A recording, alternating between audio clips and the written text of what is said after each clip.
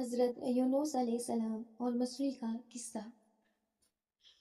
اللہ نے اپنے بندے کو ہدایت کے لیے جن نبیوں کو دنیا میں بھیجا ان میں سے ایک حضرت یونس علیہ السلام بھی ہے، جو مچھلی والے نبی کے نام سے مشہور ہے، کیونکہ آپ نے 40 دن مچھلی کے پیٹ میں گزارے تھے۔ چلیے جانتے ہیں کہ آخر کیوں حضرت یونس علیہ السلام کو مچھلی والے نبی کہا جاتا ہے۔ اللہ نے آپ کو لوگوں کی ہدایت کے لیے نبی بنا کر بھیجا۔ اس وقت آپ عراق کا ایک شہر نینوا میں نبی بن کر آئے، مطلب اللہ نے آپ کو نینوا شہر کے لیے نبی چنا۔ آپ کا کام تھا لوگوں کو ہدایت دینا، انہیں ایک اللہ کو ماننے پر راضی کرنا اور بت پرستی سے ان کا دھیان ہٹانا۔ آپ نے آپ کے شہر کی بستی کے لوگوں کو ایک اللہ کی عبادت کا پیغام دیا اور بت پرستی کے لیے منع کیا، لیکن وہاں کے لوگوں نے آپ کی ایک بات نہیں مانی اور انہوں نے آپ کو بہت پریشان کیا۔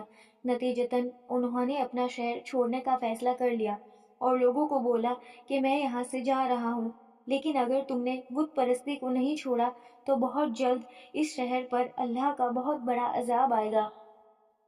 یہ کہہ کر آپ یعنی حضرت یونس علیہ السلام اپنی بستی سے نکل گئے اور دوسرے دیش جانے کے لیے کشتی پر سوار ہو گئے، لیکن کشتی کچھ دیر بعد بیچ ندی میں پہنچی تو ڈوبنے لگی۔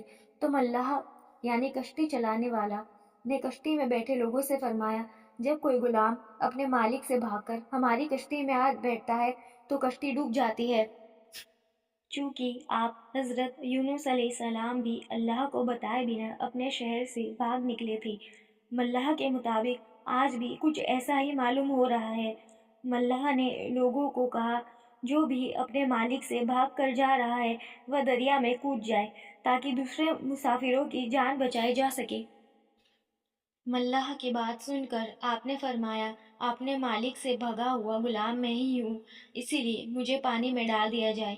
آپ نے کشتی پر سوار سبھی لوگوں سے واپس کہا کہ میں اللہ کے حکم کے بغیر ہی قوم والوں کے ستم سے تنگ آ کر اپنا وطن چھوڑ کر کہیں اور جانے کے لیے نکلا ہوں۔ اتنا کہتے ہی آپ پانی میں ڈال دیے گئے۔ پانی میں جاتے ہی اللہ نے آپ کی حفاظت کے لیے ایک بڑی مچھلی کو بھیجا جو کافی دیر تک کشتی کے کنارے چکر لگا رہی تھی۔ جیسے ہی آپ یعنی حضرت یونس علیہ السلام پانی میں پہنچے، اس مچھلی نے آپ کو نگل لیا۔ اللہ نے مچھلی سے فرمایا، جس کو تو نے نگلا ہے وہ تیری روزی نہیں ہے، بلکہ میں نے اپنے نبی کو تیرے پیٹ میں ان کی حفاظت کے لیے پہنچایا ہے، انہیں کوئی نقصان نہیں پہنچنا چاہیے۔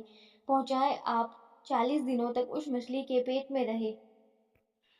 اللہ نے مچھلی کا پیٹ اس طرح کانچ کی طرح صاف کر دیا تھا کہ آپ مچھلی کے پیٹ میں رہتے ہوئے بھی سمندر کے اندر کی ہر چیز دیکھتے اور اللہ کی تسبیح بیان کر فرماتے رہے۔ آپ مچھلی کے پیٹ میں رہتے ہوئے لا الہ الا انت سبحانک انی کنت من الظالمین پڑھتے رہے۔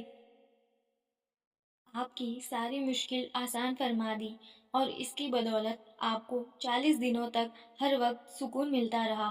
پھر مچھلی کو اللہ کی طرف سے حکم آیا کہ جہاں سے تو نے حضرت یونس علیہ السلام کو نگلا تھا انہیں وہی جا کر اپنے منہ سے انہیں نکال دے۔ اللہ نے فرمایا، جب میں ان سے خوش ہوں، وہ یعنی حضرت یونس علیہ السلام اللہ کے دیے امتحان میں پاس ہو گئے تھے۔ اللہ کا حکم پاتے ہی مچھلی نے آپ کو کنارے پر اگل دیا۔ اس کنارے پر اللہ نے آپ کے رہنے کے لیے ایک پیڑ پیدا فرما دیا اور آپ کی خوراک کے لیے ایک ہرنی کو آپ کو دودھ پانے کے لیے کہہ دیا۔ کچھ دنوں بعد آپ اپنی بستی کی طرف پھر لوٹے، تب وہاں پر آپ کو ایک گوالا ملا۔